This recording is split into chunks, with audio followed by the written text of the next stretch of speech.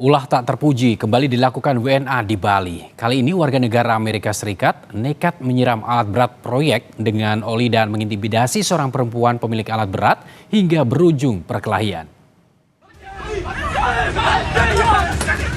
Video amatir merekam ketika sejumlah pekerja proyek berupaya mengejar seorang warga negara asing asal Amerika Serikat berinisial MD.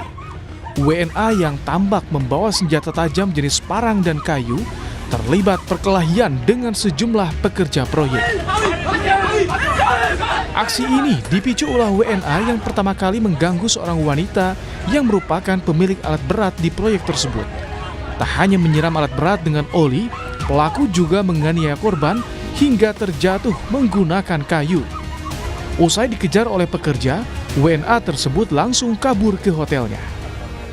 Selanjutnya WNA tersebut pergi ke lokasi beberapa saat dan kembali lagi dengan membawa kayu tumpul dan senjata sejenis parang. Yang mana selanjutnya WNA tersebut memukul korban di bagian belakang sebelah kanan. Usai mendapat laporan korban, kini WNA tersebut sudah ditangkap dan tengah diperiksa polisi.